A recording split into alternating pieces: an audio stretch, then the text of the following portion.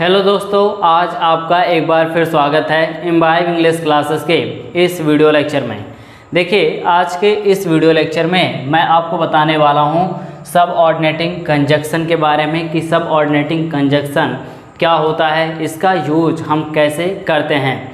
देखिए, जिस तरह से मैंने आपको पिछले कंजक्शन के वीडियो में ये बताया था कि कंजक्शन क्या होता है, कंजक्शन का यूज क्यों किया जाता है और कंजक्शन कितने टाइप के होते हैं। मैंने आपको कोऑर्डिनेटिंग कंजक्शन के बारे में बताया है कि कोऑर्डिनेटिंग कंजक्शन क्या होता है, इसका यूज हम कैसे करते हैं। मैं आपको हर एक कोऑर्डिनेटिंग कंजक्शन के बारे में बताया हूं।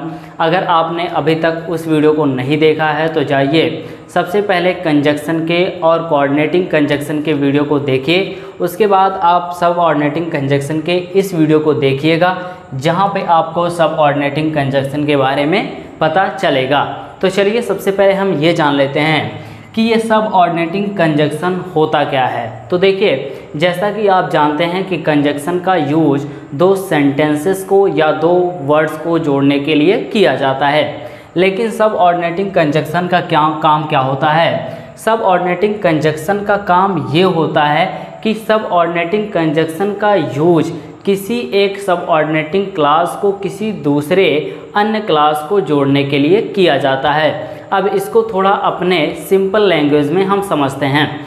यहाँ पे देखिए, सब ऑर्डिनेटिंग क्लास क्या होता है। सब ऑर्डिनेटिंग क्लास वो क्लास होता है जिसको हम डिपेंडेंट सेंटेंस कहते हैं। देखिए, डिपेंडेंट सेंटेंस क्या होता है। देखिए, डिपेंडेंट सेंटेंस जो अपने पूर्ण अर्थ के लिए किसी अन्य सेंटेंस पे यानी किसी अन्य इंडिपेंडेंट सेंटेंस पे डिपेंड रहता है, उसी को हम क्या कहते हैं? सब ऑर्डिनेटिंग क्लास कहते हैं या डिपेंडेंट सेंटेंस कहा जाता है। यहाँ पे देखिए, एग्जाम्पल के थ्रू इसको समझते हैं तो आपको बेहतर तरीके से समझ में आएगा। यहाँ पे वह रो रही थी क्योंकि उसका पर्स गायब हो गया। अब यहाँ पे अगर मैं बात करूँ इस सेंटेंस के दो पार्ट की, तो यहाँ पे देखिए, वह रो रही थी, ये पहला सेंटेंस है, ठीक है। और यहाँ पे क्योंकि उसका पर्स गायब हो गया।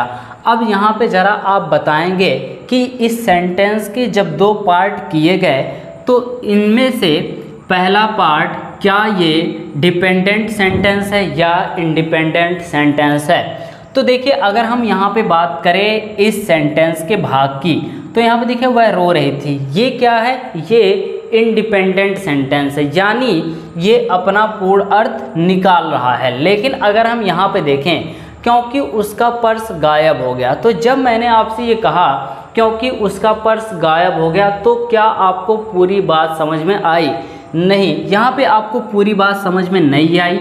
यानी ये सेंटेंस अपने पूर्ण अर्थ के लिए किसी अन्य सेंटेंस पे डिपेंड है, यानी किसी इंडिपेंडेंट सेंटेंस पे डिपेंड है, ठीक है। तो ये डिपेंडेंट सेंटेंस है और ये क्या है? इंडिपेंडेंट सेंटेंस है। और यहाँ पे देखिए, ये क्या है? क्योंकि यही हमारा सब ऑर्डिनेटिंग कंजक्शन है, क्योंकि यहाँ पे इसके ही थ्रू, इसके द्वारा इन दोनों सेंटेंस को जोड़ा जा रहा है। तो ये होता है सब ऑर्डिनेटिंग conjunction.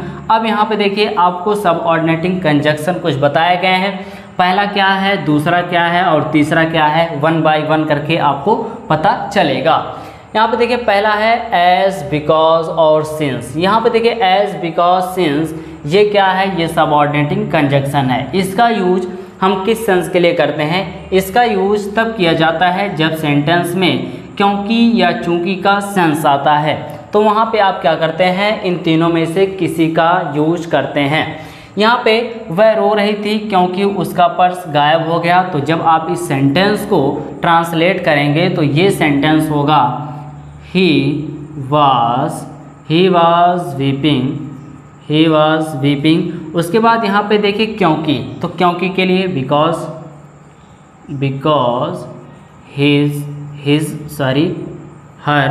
Her purse was lost, क्योंकि उसका पर्स क्या हो गया? गायब हो गया। तो इस तरह से आप क्या करते हैं? बिकॉज का यूज करते हैं। अच्छा, मैं यह कार नहीं खरीद सकता हूँ क्योंकि यह कार बहुत महंगा है, तो आप सेंटेंस को यहाँ पे जब ट्रांसलेट करेंगे तो ये होगा I can not buy this car, buy this car. अब यहाँ पे क्योंकि के लिए हम किसका यूज करें? क्या यहाँ पे हम सिंस या एज का यूज करें? हाँ, कर लीजिए आप। यहाँ पे आप सिंस का, since this car is very costly. तो इस तरह से आप क्या करते हैं, आप एज, बिकॉज और सिंस का यूज़ करते हैं सबऑर्डिनेटिंग कंजक्शन की तरह। किस सेंस के लिए? क्योंकि और चूंकि के सेंस के लिए। ठीक है। अच्छा, एक चीज़ और मैं आपको यहाँ पे एडिशनल इन्फॉर्मेशन दे दूँ इसके बारे में। देखिए, जब भी आप क्या करेंगे, एज का और सिंस का यूज करेंगे क्योंकि और चूंकि के सेंस के लिए, तो आप अगर इसका यूज करते हैं सेंटेंस के बीच में, जैसे यहाँ पे किया गया, तो सेंटेंस को जैसे आपको बताया गया है ठीक उसी तरह से आप ट्रांसलेट करेंगे।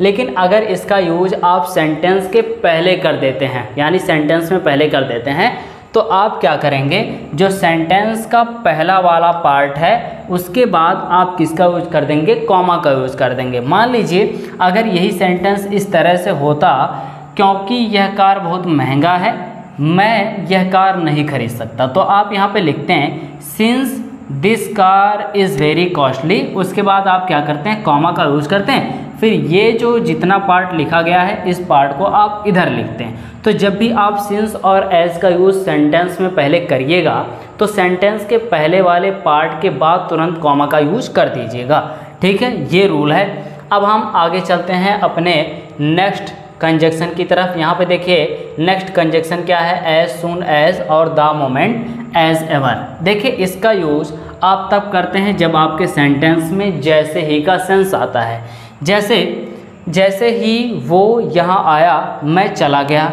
जैसे ही भारत में जीता सब लोग खुश हो गए। ठीक है, एज यहाँ पे जैसे ही, यहाँ पे जैसे ही, तो आप क्या करेंगे, एज सून एज का यूज करेंगे। एज सून एज ही केम आई लेफ्ट। देखिए सेंटेंस कंप्लीट हो गया। जैसे ही वहाँ आया तो यहाँ पे आप क्या करेंगे, द मोमेंट जैसे ही भारत में जीता, as moment India on the match everyone हो गया, एवरीवन टर्न्ड हैप्पी। इस तरह से आप क्या करते हैं, सेंटेंस में सबऑर्डिनेटिंग कंजक्शन का यूज करते हैं। नेक्स्ट पे चलते हैं। यहाँ पे देखिए नेक्स्ट क्या है, स्टिल और इवन नाउ। अच्छा, स्टिल और इवन नाउ का यूज कैसे किया जाता है, किस सेंस के लिए किया जाता है? तो देखिए स्टिल और इवन नाउ का यूज आप तब करते हैं जब आपके सेंटेंस में आज भी या अभी भी का सेंस आता है। जैसे वह अभी भी नाच रहा है, रोहन आज भी मैच खेलता है, तो अक्सर आप इस तरह के सेंटेंस को बोलते हैं। तो जब आपके सेंटेंस में अभी भी या आज भी का सेंस आएगा तो आप इन दोनों में से किसी एक का यूज करेंगे। लेकिन यहाँ पे एक रूल है, वो रूल आप समझ लीजिए।